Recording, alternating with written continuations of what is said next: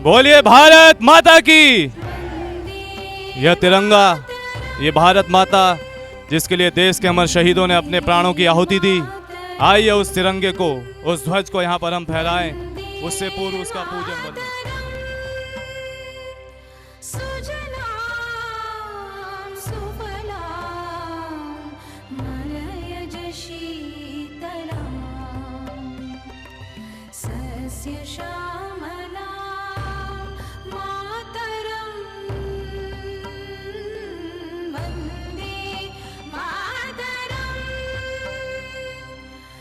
शुभ अवसर पर अपने बहुमूल्य समय को निकालकर हमारे मध्य उपस्थित हुए श्रद्धेय कुलाधिपति महोदय के स्वागत के लिए हम सभी की ओर से मैं निवेदन करूंगा हमारे आदरणीय कुलपति महोदय से कि वे परम श्रद्धेय कुलाधिपति महोदय का स्वागत इन पुष्पों से करें। ये पुष्प हम सभी की ओर से उनके स्वागत में समर्पित, हमारी तालियां इसमें हमारा सहभागिता अभिव्यक्त कर रही हैं।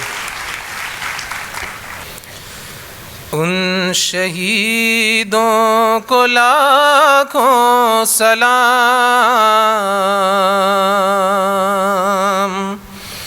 मुल्क के जो भी काम आ गए।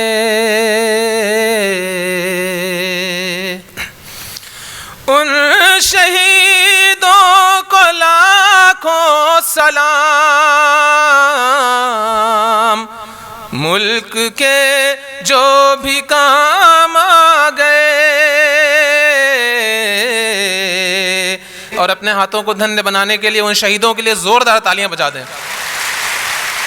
उन शहीदों को लाखों सलाम, मुल्क के जो भी काम आ गए। धन्य मेरी ज़बां हो गई लब पे जब उनके नाम आ गए। और बहुत समेटते हुए बात को कह रहा हूँ कि जो नए छात्र छात्राएं हैं ख़ास तौर से उनके लिए कि हमारी इस आज़ादी में हमारे गुरुदेव पंडित श्री राम शर्मा जी का बहुत ज़्यादा योगदान रहा है।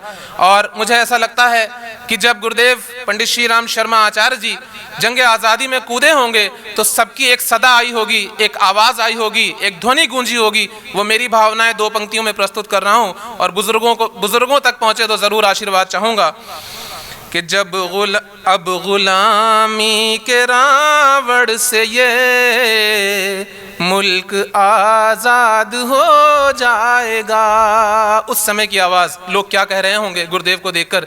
अब गुलामी के रावण से ये मुल्क आज़ाद हो जाएगा। जीतने के लिए जंग ये स्वयं ही श्री राम आ गए। जीतने के और गुरुदेव ने अगर उस आज़ादी के लिए योगदान दिया जो देश के लिए थी, उससे बड़ी आज़ादी के लिए पंडित श्री राम शर्मा आचार्य जी शांति कुंज हरिद्वार देव संस्कृति विश्वविद्यालय परम श्रद्धेय हमारे काम कर रहे हैं। वो हमारी व्यक्तिगत आज़ादी है, हमारी चित्त की वृत्तियों से आज़ादी है, हमारे दोषों से आज़ादी है। अंतिम पंक्तियाँ कि बंधनों से जहाँ के वो अब सभी आज़ाद हो जाएंगे।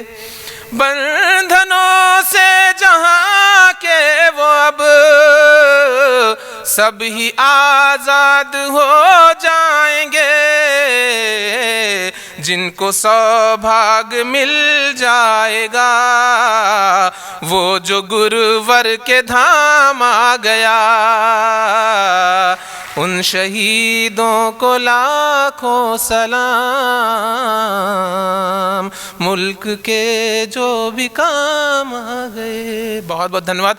एक बार ये तालियां और इसके साथ बोलिए भारत माता की। वसुधैव कुटुंबकम के भाव से ये देव संस्कृति विश्वविद्यालय जो मिनी इंडिया है, यहाँ पर जानकारी प्राप्त हुई कि आज दक्षिण कोरिया का भी स्वतंत्रता दिवस मनाया जाता है। तो हमारे पास चूंकि वहाँ के विद्यार्थी हैं तो उनको भी यहाँ से बधाइयाँ प्रेषित की जाती हैं। और साथ ही इस क्रम को आगे बढ़ाते हुए जैसा कि हमने सुना है और जाना है कि भले ही हमें वो समय नहीं मिला, वो क्षण नहीं मिला कि हम देश के लिए शहीद न हो सके, लेकिन आज हमको वो मौका मिला है कि हम देश के लिए जी सके। देश ने 1947 में आज़ादी तो हासिल कर ली, लेकिन वो कई यक्ष प्रश्न जो उसके सामने आज भी खड़े हैं, जिसके उत्तर के रूप में हमारे गुरुदेव ने विचार क्रांति सबके सामने लाकर रख दी और उन्होंने बताया कि आज की क्रांति शस्त्र से नहीं विचारों से लड़ी जाएगी और इस विचारों के युद्ध में पुस्तकें ही शस्त्र होंगी। उनकी उस प्रेरणा को लेकर के जो आगे बढ़े ऐसे क्रांतिकारी गुरु के एक शिष्य जिनके सामने आज मैं निवेदन करूंगा, क्योंकि आज इस कार्यक्रम को पूरा विश्व देख रहा है। आज जो प्रश्न हमारे सामने खड़े हैं, विचार क्रांति के उस प्रश्नों के उत्तर कि इस राष्ट्र में हम कैसे अपने आप को आहूत करें, एक सोशियो स्पिरिचुअल ऑर्गेनाइजेशन के रूप में हमारी क्या भूमिका हो सकती है, एक विश्वविद्यालय के रूप में हम क्या कर सकते हैं, एक विद्यार्थी के रूप में मेरे से क्या उम्मीदें की जा सकती हैं, एक समाज सेवक के रूप में मैं क्या कर सकता हूँ, एक साधक के रूप में मैं क्या कर सकता हूँ। ऐसे एक क्रांतिकारी शिष्य को मैं निवेदन करूंगा कि वे यहाँ पर आए और हम सभी को, पूरे विश्व के युवाओं को मार्गदर्शन प्रदान करें कि हम सभी की क्या जिम्मेदारियां हैं, इस स्वतंत्रता के प्रति हमारे क्या कर्तव्य हैं। निवेदन करूंगा परम श्रद्धेय से। प्रेम है अगर राष्ट्र से सर को उठाकर बोलना, प्रेम है गर राष्ट्र से सर को उठाकर बोलना, संगठित हो जाओ फिर स्वर को मिलाकर बोलना, दिल पे गुजरे कुछ भी लेकिन मुस्कुराकर बोलना, शत्रु गर सामने हो तुम ये जाकर बोलना, हम सजन सैनिक हैं हमसे जो कोई टकराएगा, हम सजन सैनिक हैं हमसे जो कोई टकराएगा, ये हकीकत है कि वो फिर खाक में मिल जाएगा, खाक में मिल जाएगा। परम श्रद्धेय हमारे समक्ष एक बार कमर सीधी कर लें, हम सब एक साथ गायत्री मंत्र का उच्चारण करें। सविता देवता प्रसविता सविता, उनका ध्यान करते हुए, परम पूज्य गुरुदेव का उसके मध्य ध्यान करते हुए प्रार्थना करें कि हमारी बुद्धि हमेशा सन्मार्ग की ओर चले। इस नए वर्ष में जब ये 68वां आज़ादी का दिन हम मना रहे हैं, इस नए वर्ष में हमारी बुद्धि हमेशा अच्छे मार्ग पर चले। ओम भूर्भुवः स्वाहा तत्सवितुर्वरेण्यं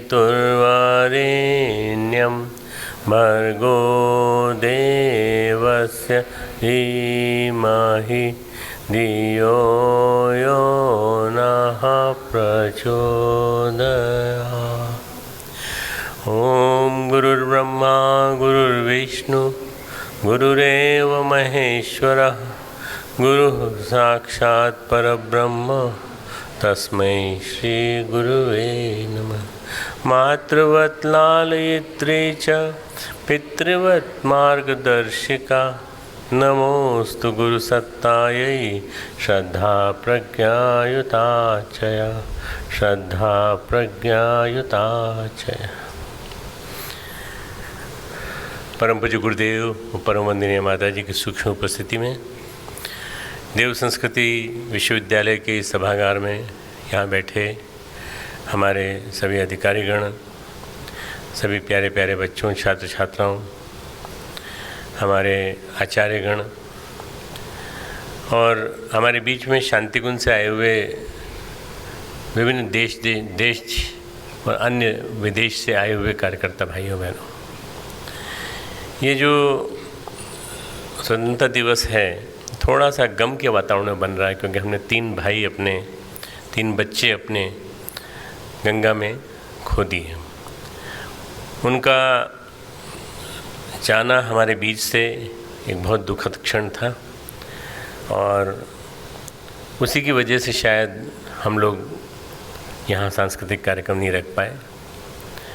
हम लोग इसके अलावा मालिन नाम का गांव महाराष्ट्र में है, नासिक ज़िले में, पुणे में, वहाँ पर 250 से ज़्यादा, करीब 300-350 से ज़्यादा आदमी अचानक पहाड़ धसकने से उसी में दब के मर गए। एक भी जिंदा आदमी उस गांव में नहीं बचा। अभी घटी घटना एक सप्ताह पहले घटी है। ऐसी नेचुरल ट्रेजेडीज़, ऐसी न जाने कितनी तरह की आपदाएं नित्य आती रहती हैं। ढेरों करीब अंदाज से, मेरा जैसा अंदाज है 50 से लेकर 100 छोटे छोटे युद्ध पूरे देश में, पूरे विश्व में चल रहे हैं और हमारे देश में सांप्रदायिकता का खतरा है। हमारे देश में नया परिवर्तन हुआ है। आज हमारे एक नए प्रधानमंत्री ने लाल किले से परम पूज्य गुरुदेव का संदेश दिया है, जो मैं सुन पाया, थोड़ा बहुत समझ पाया, जो मेरे पास उसकी वीडियो ऑडियो रिकॉर्डिंग आई है, उसको सुनने के बाद मुझे ऐसा लगा जैसे साक्षात डायरेक्ट गुरुदेव बोल रहे हैं कि आने वाला समय कैसा होगा, कैसा परिवर्तन होगा। मेरा कहने का आशय ये है कि समय बदल रहा है, युग बदल रहा है, परिवर्तन आ रहा है और ये 2014 विशेष है। पर सबसे बड़ी समस्या क्या है हम लोगों की कि हमारा देश ओवर पॉपुलेटेड है। हमारे देश में ढेर सारी समस्याएं हैं। हम जब सड़कों पे चलते हैं तो हमें ये नहीं पता चलता कि हम बच पाएंगे कि नहीं, मालूम नहीं कितने एक्सीडेंट हो जाएंगे। रोड रेज के केसेस हम कितने देखते हैं, क्रॉस कर लिया, ओवरटेक कर लिया तो उस पर गुस्सा आता है लोगों की मानसिकता ऐसी हो गई है कि बहुत ज़्यादा उद्विग्नता, बहुत ज़्यादा रोष, बहुत ज़्यादा मन चंचल है, मन उद्विग्न है हर एक का। और ऐसे में स्वतंत्रता जब दिलाई जाएगी तो स्वतंत्रता केवल राष्ट्र की आज़ादी की बात नहीं चल रही है, यहाँ बात आज़ादी की चल रही है हर प्रकार के दुर्गुणों से, दुर्बलताओं से और हर प्रकार की दुष्प्रवृत्तियों से विजय प्राप्त करने की। तो ये काम 68 साल में थोड़ा थोड़ा क्षणिक रूप में हुआ, गायत्री परिवार के खड़े होने के रूप में। और भी धार्मिक संगठन हैं, और भी आध्यात्मिक संगठन हैं, और भी सामाजिक संगठन हैं, पर जो सबसे बड़ी अपेक्षा अगर किसी को है, जैसा मैंने कई संगठनों के प्रमुखों से बातें की हैं और उनसे मिला हूँ, उनके साथ मंच पे बैठा हूँ, उनसे अकेले में बातचीत की हैं, किसी को अपेक्षा है अगर कहीं तो गायत्री परिवार से अपेक्षा है। मित्रों, हमें उनकी अपेक्षा के अनुरूप उतरने की कोशिश करनी पड़ेगी कि ये देश जो आज़ाद है ये आज़ाद बना रहे। आज से 68 साल पहले इस देश का सीना चीर दिया गया था जब हिंदुस्तान और पाकिस्तान, बांग्लादेश 2-3 देश अलग कर दिए गए थे।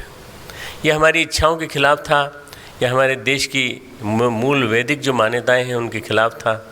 और सही अर्थों में कहा जाए तो वो जो पार्टीशन हुआ, उस पार्टीशन ने वो बीज बो दिए जिससे कि सांप्रदायिकता का विष हमारे देश में बुरी तरह से आ गया। आज हमारे पास बांग्लादेशी घुसपैठियों की भरमार है, पाकिस्तान से आने वाले घुसपैठियों की भरमार है, पर हम लोग अपने देश को बचाने के लिए कुछ भी कर सकते हैं।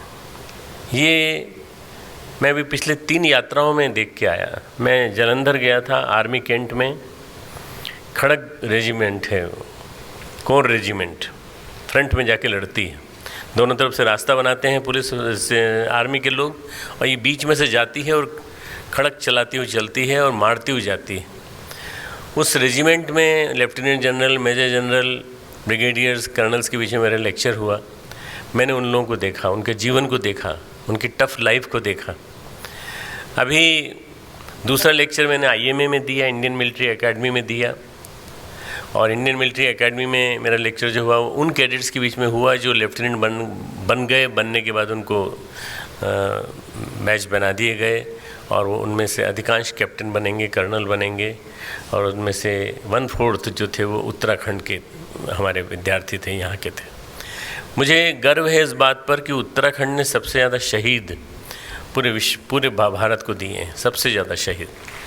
यहाँ से गांव-गांव से लोग निकले हैं, गांव-गांव से निकले हैं और जा कर के उन्होंने अपने देश के लिए सब कुछ किया जो कुछ कर सकते थे। घरों में आप चले जाएं तो आपको पता चलेगा कोई न कोई व्यक्ति शहीद हुआ है, कोई न कोई व्यक्ति शहीद हुआ है उनके घर में, ख़ानदान में, किसी के। तीसरा लेक्चर मेरा अभी 10-15 दिन पहले अम्बाला में हुआ, जहाँ मैंने वहाँ भी जो कोर रेजिमेंट है, मेन रेजिमेंट है, और करीब 52,000 सैनिक वहाँ पर उस मिलिट्री कैंटोनमेंट में रहते हैं। 5,000 हेक्टेयर में पूरा वो बना हुआ एरिया उन्होंने सब मुझे दिखाया पूरा। और वहाँ उन्होंने जो लेक्चर किया, सम्मान गुरुदेव का था, माताजी का था, पर 4 स्थानों पे एक साथ उसको रिले किया और 4 स्थानों पे पूरे के पूरे हॉल सब भरे हुए थे। 4 स्थानों पे एक साथ, उसमें देहरादून भी था, जालंधर भी था, उसमें मेरठ भी था और एक और मोमिन करके जगह थी, मुझे मालूम नहीं कहाँ है ये 4 स्थान हैं, 4 मिलिट्री कैंट हैं, वहाँ पे भी एक साथ रिले हुआ। मुझे इस बात का गर्व है कि कम से कम एक आध्यात्मिक संगठन के प्रतिनिधि के रूप में मैं निकला और मैंने आर्मी के लोगों को रिप्रेजेंट किया। ये हमारे कर्नल उदय मिश्रा जी की लीड ली गई थी, उन्होंने ये मेहनत की, उन्होंने परिश्रम किया, जाकर के मेरे बारे में बताया और ये मैं उनके लिए साधुवाद देता हूँ, धन्यवाद देता हूँ। आगे वो मेरे लिए और भी कुछ सोच रहे हैं और आगे वो और भी जगह और भी ऐसे स्थानों पे जाने के लिए बात कर रहे हैं। मैं समझता हूँ कि आज के दिन हमें सबसे पहले सैनिकों को याद करना चाहिए। सैनिक वो जिनकी वजह से हम आराम से रात में सोते हैं, सैनिक वो जिनकी वजह से राष्ट्रीय आपदाओं में हम सब कुछ उन पर छोड़ देते हैं और वो बाढ़ में से, अकाल में से, विभिन्न त्रासदियों में से, भूस्खलन में से, सब में से लोगों को निकाल के लाते हैं। इसलिए ये मान करके चलना चाहिए कि सैनिक जो हैं, गुरुदेव ने तीन प्रकार के अवतार के स्वरूप कहे हैं, संत, सुधारक और शहीद। हम लोग संत हैं, मालूम नहीं मित्रों हम हैं कि नहीं, हम अपने आप में खुद तलाशें कि हमारे अंदर संत का बीज है कि नहीं।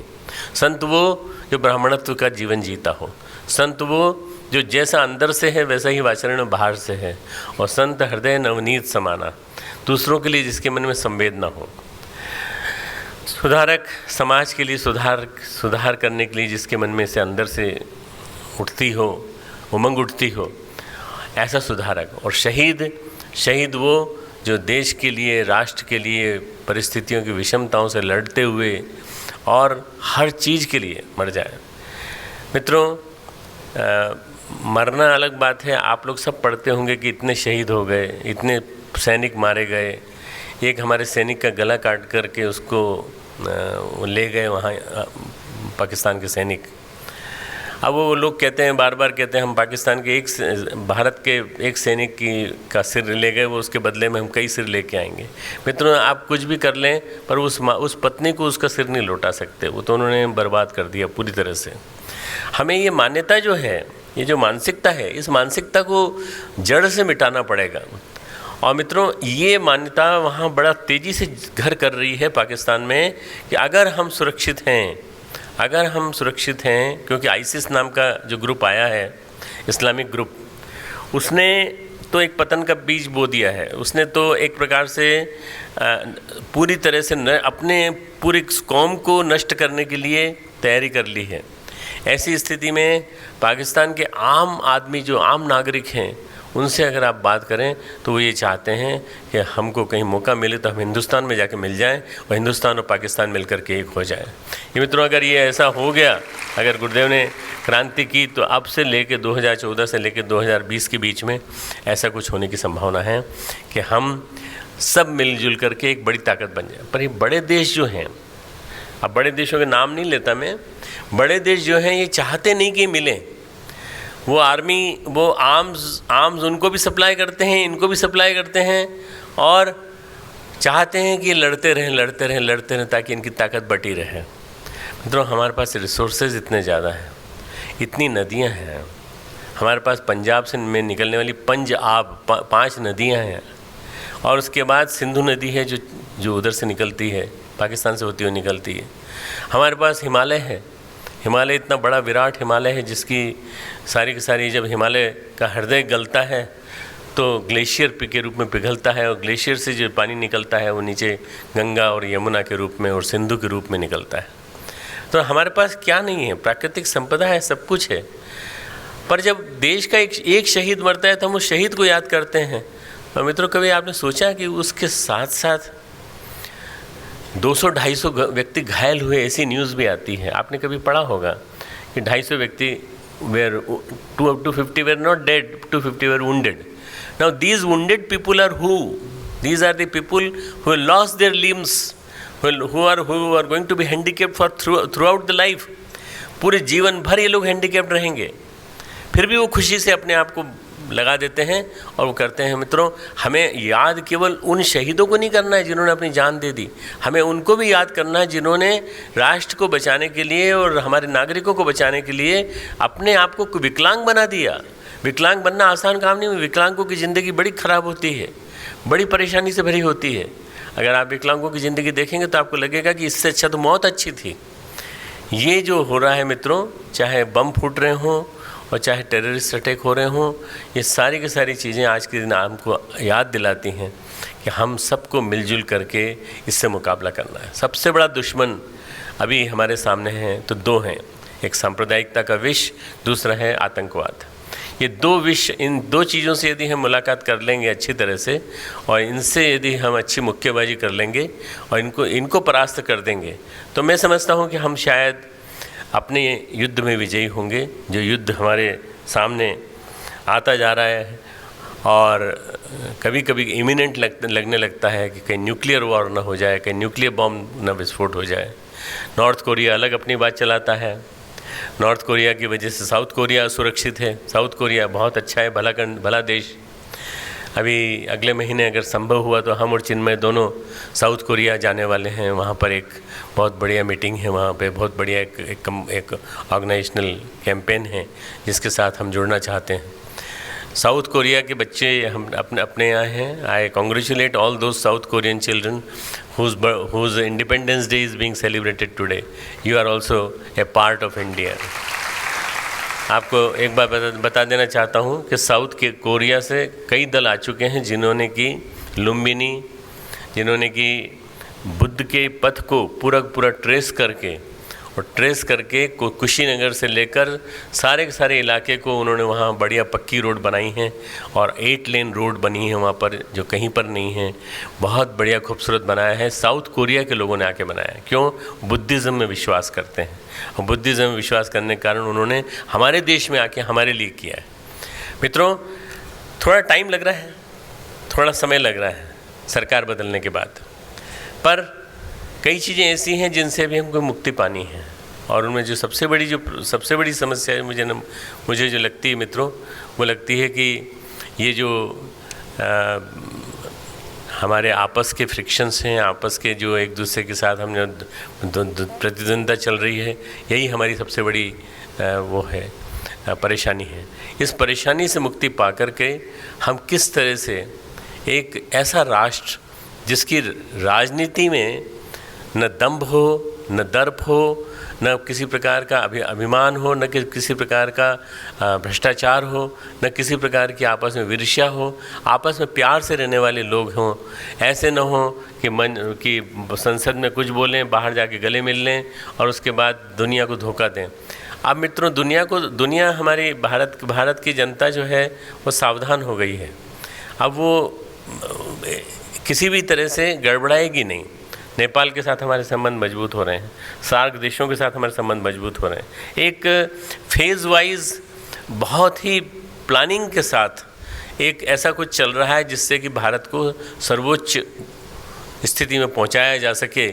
और ऐसा पहुंचाने के लिए एक छलांग जोर से लगाना ज़रूरी नहीं है, एक धीरे धीरे के कदम चलते चलते मैं समझता हूँ कि इस इंडिपेंडेंस डे पे हम लोग अपने को याद करें, अपने साथियों को याद करें जो चले गए इस देश की खातिर।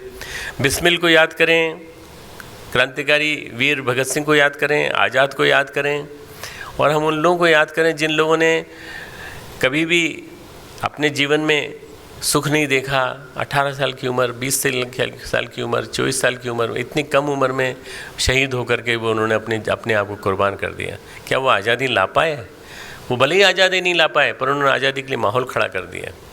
क्या गांधी जी आज़ादी ला पाए? मित्रों, गांधी जी जो आज़ादी लाए वो पार्टीशन वाली आज़ादी थी, पर गांधी जी ने माहौल खड़ा किया। गांधी जी ने आध्यात्मिकता का माहौल दिया, सबको सन्मति दे भगवान वाली बात कही और बार बार उन्होंने कहा कि इस देश को आध्यात्मिक आधार पर ही संगठित किया जा सकता है।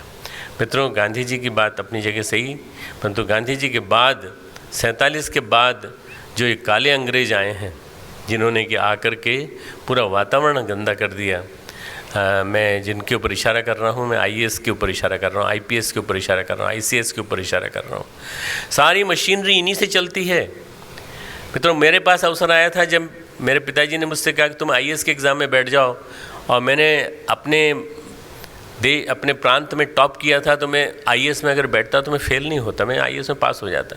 पर मैं क्या करता, मैं आईएएस में होता तो आईएएस में वही स्थिति होती जो कि आज टॉप करने वाले एक प्रदीप शुक्ला नाम के हमारे यहाँ के आईएएस ऑफिसर हैं उत्तर प्रदेश में, उनका नाम लेने में बड़ा बुरा लग रहा है मंच से। एक दूसरे हैं महेश गुप्ता करके, इन्होंने भी सेकंड बैच में टॉप किया था।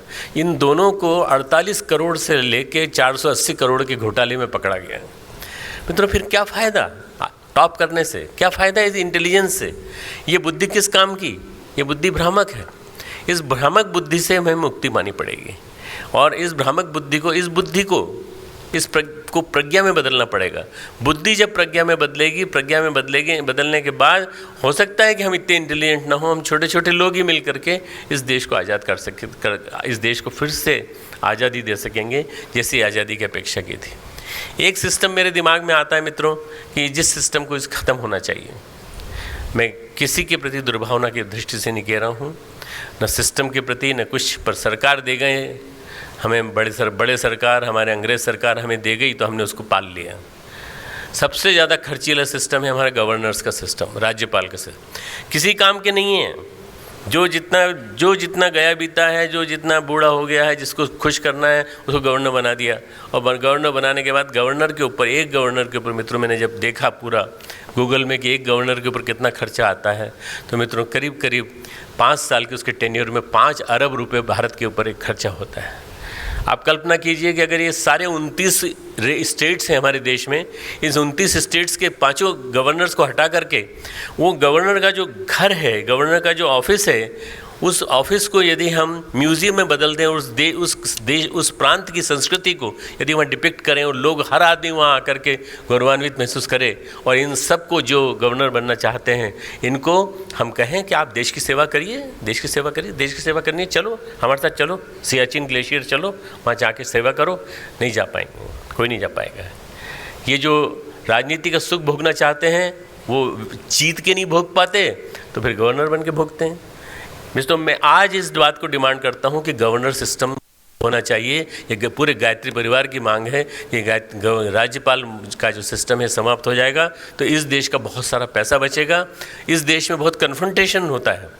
जब राज्य व्यवस्था कुछ किसी और की है और राज्यपाल व्यवस्था किसी और की है, दोनों में कन्फ्रंटेशन होता है, दोनों की वजह से नुकसान सारे देश का होता है और सारी जनता का होता है। इसलिए आज के दिन हमें आज़ादी की मांग करनी चाहिए, तो सब तरह की आज़ादी की मांग करनी चाहिए।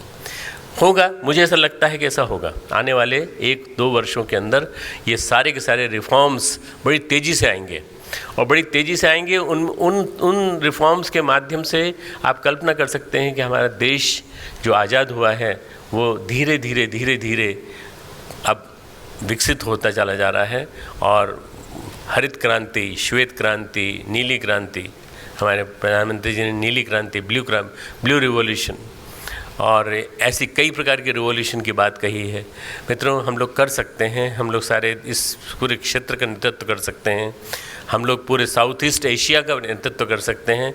और साउथ ईस्ट एशिया ही क्यों, पूरे भारत का, पूरे विश्व का नेतृत्व करने की क्षमता भारत में है। यदि भारत को दिया जाए तो भारत के पास आध्यात्मिकता है और भारत के पास शक्ति है, और उस शक्ति के माध्यम से भारत विश्व का जगत गुरु बनने के लिए योग्य है और बनना भी चाहिए। पर सबसे पहले हमको अपने कमजोरियों से मुक्ति पानी पड़ेगी। हमारी कमजोरियाँ, हमारे धर्माचार्य, हमारे महामंडलेश्वर, हमारी कमजोरियाँ, हमारी अंधी श्रद्धा, मंदिर के प्रति हम खूब चढ़ावा देते हैं वहाँ पर, और राष्ट्र के लिए जब चादर लेके जाते हैं तो हम कोई नहीं देता, राष्ट्र के लिए कोई देने को तैयार नहीं। जब आज़ादी के लिए मांग रहे थे गांधी जी, तो उन्होंने जो सामान रात को इकट्ठा किया, देहरादून में बैठे थे महावीर त्यागी के यहाँ। महावीर त्यागी हमारे भारत के पेट्रोलियम मंत्री रहे हैं, उनके पास बैठ करके छांट रहे थे, तो उन्होंने देखा कि कान का एक झुमका मिला उसमें। उन्होंने कहा ऐसा हो ही नहीं सकता कि कोई औरत अपने कान का एक झुमका दे और दूसरा ना दे। किसी ने अगर डोनेट किया है, अगर किसी ने, मैंने अपनी चादर उड़ाई, जो चादर फैलाई और चादर फैलाने के बाद किसी ने दिया, तो एक नहीं दे सकते, वो ज़रूर दो होंगे। दूसरा ढूंढ के लाओ। सब लोग गए, बोले बापू आप बैठिए हम ढूंढ के लाते हैं। पूरा मैदान छान मारा, नहीं मिला। बापू ने कहा अब तुम लोग बैठो, मैं जाता हूँ। बापू गए, बापू ने सारी मिट्टी टटोल के वो झुमका ढूंढ निकाला और ला करके दिखाया। एक छोटे से झुमके से कि आज़ादी आ सकती थी भारत की, पर वो जज्बा था, ब्राह्मणत्व का जज्बा था गांधी का, जिसने ये कहा कि नहीं, ढूंढ के लाओ उसको, क्योंकि किसी ने श्रद्धा से दिया है, किसी ने भक्ति से दिया है, और उस श्रद्धा से और भक्ति से दिया गया पैसा काम आएगा हमेशा। मित्रों, आज हमारे पास परम पूज्य गुरुदेव के दिए हुए सूत्र हैं, अंशदान, समयदान, अंशदान, समयदान, स्वाध्याय, संयम, सेवा, ये उपासना, साधना, आराधना, ये सारे सूत्र जो हैं ये हर धर्म के ऊपर लागू होते हैं। यदि हम लोग इन सब चीज़ों को अप्लाई करने की कोशिश करेंगे तो देखते देखते मित्रों, भारत की मानसिक आज़ादी, भारत की आध्यात्मिक आज़ादी, हर क्षेत्र में आज़ादी मिल जाएगी। स्वावलंबन का हमने चालू किया है प्रोजेक्ट यहाँ पे। इस स्वावलंबन के प्रोजेक्ट को हम पूरे भारत व्यापी बना रहे हैं। हर शक्तिपीठ पर स्वावलंबन का तंत्र होगा, हर शक्तिपीठ पर प्रशिक्षण दिया जाएगा, और हर शक्तिपीठ पर कपड़ा बुना जाएगा, हर शक्तिपीठ पर विभिन्न प्रकार के फलों के प्रोसेसिंग होगी, ये सब चीज़ें होंगी। ये सारा के सारा, मैं अभी परसों आंवलखेड़ा होके आया, तो आंवलखेड़ा में भी हम लोगों ने बहुत बड़ा व्यापक प्रशिक्षण तंत्र बनाने का सोचा है। मित्रों, अगर स्वावलंबी हम बन गए छोटे छोटे लघु उद्योगों के माध्यम से, हमें किसी का मुँह देखने की ज़रूरत नहीं है। चाइना ने छोटे छोटे कुटीर उद्योग डेवलप किए और छोटे छोटे खिलौने डेवलप किए, सब टॉक्सिक वैरायटी के हैं पूरे, और उनसे पूरे भारत का मार्केट पूरा पार्ट दिया, नेपाल का मार्केट पार्ट दिया पूरे, यहाँ तक कि छोटे छोटे से इंस्ट्रूमेंट, छोटे छोटे से स्क्रूज, और इन सब के माध्यम से कंप्यूटर के पार्ट्स, कंप्यूटर के छोटे छोटे पार्ट्स, इन सब के माध्यम से अमेरिका का मार्केट पार्ट दिया उसने, चाइना ने। चाइना के पास जो आबादी है उसकी शक्ति का उसने उपयोग किया है। क्या हम नहीं कर सकते? क्या हम क्या वाइट कॉलर जॉब चाहते हैं?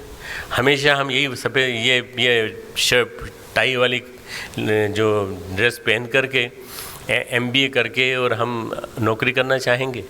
क्या हम में से कोई ऐसा नहीं बन सकता जो कि दूसरों को उद्योग दे सके? क्या हम में से कोई ऐसा नहीं बन सकता जो दूसरों के लिए कुछ करने की बात सोच सके, मालिक बन सके? मालिक बनो ना, नौकर बन के क्या करोगे? चिन्मय ने अपने एक लेक्चर में उदाहरण दिया था कि उसकी एक उद्योगपति की माँ जो थी, वो MBA किया उसने अपनी माँ को देखा इडली बनाते हुए, और उसने उसके ये देखा कि इडली बना के घर घर बेचती है, ये करती है। उस माँ ने इतना ज़्यादा सेक्रीफाइस करके अपने बच्चे को पढ़ाया, और उस माँ के लिए उसने फिर मशीन्स डिवाइस की, प्लांट्स सब कुछ डिवाइस किए, और उसके बाद आज वो आदमी कम से कम कुछ नहीं तो 20-25 हज़ार तंत्र चलाता है, अकेला अपने लेवल पे चलाता है, और वो उद्योगपति के रूप में मल्टी बिलियनर कहलाता है, मल्टी मिलियनर के नहीं, बिलियनर कहलाता है। क्यों?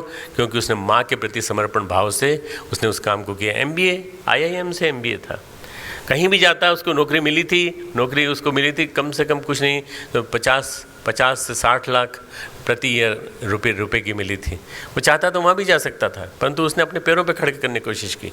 हमें स्वावलंबन के माध्यम से अपने पैरों पे खड़ा होने की कोशिश करनी पड़ेगी। हमें अपने स्वावलंबन को बहुत ज़्यादा सशक्त बनाना पड़ेगा।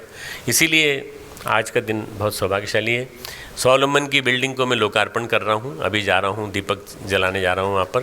तो स्वावलंबन की बिल्डिंग हमारी जो बन रही है, ये मॉडल बनेगी, और ये मॉडल बन के और देशों में भी और भारत के और कोने कोने में भी इस तरह के मॉडल बनेंगे। मैं तो जितने भी अब लोग मिलते हैं उनसे कहता हूँ, शक्तिपीठ मत बनाओ भाई, मंदिर मत बनाओ, मूर्ति अंदर है, गायत्री माता की मूर्ति अंदर है, गुरुदेव माता जी यहाँ बैठे हैं, विराजमान है।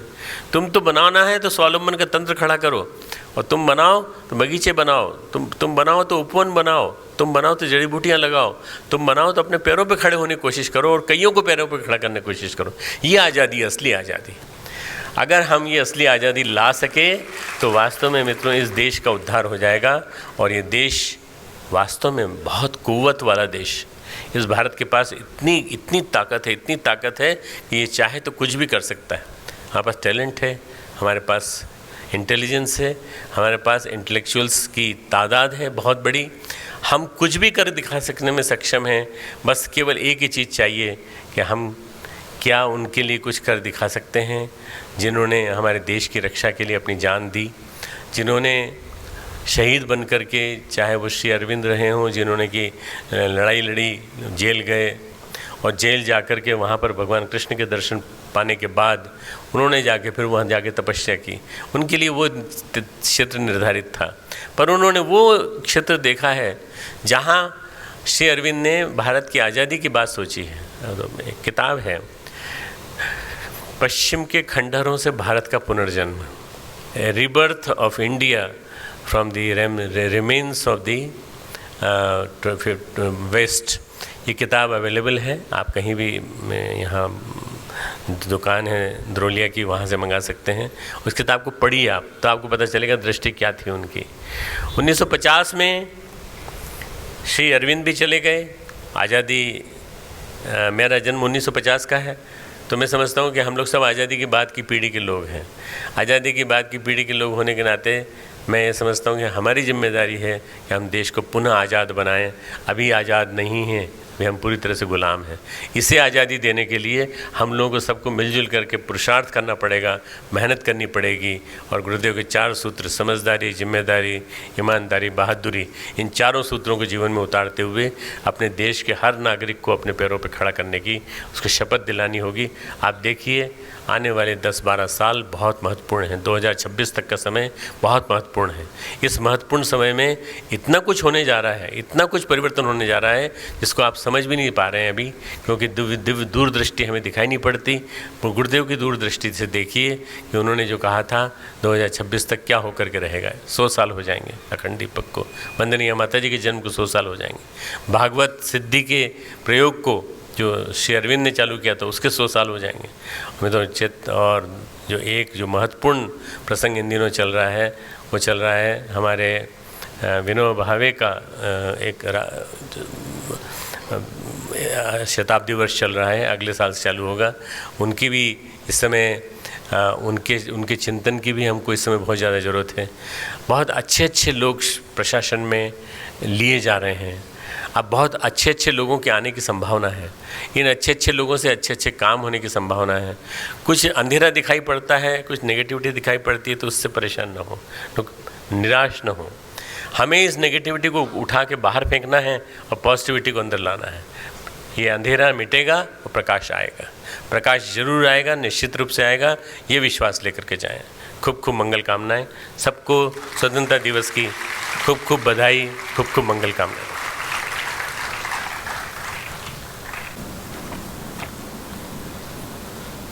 परम श्रद्धेय के माध्यम से हम सभी ने इस आज़ादी के प्रति अपने कर्तव्यों को जाना।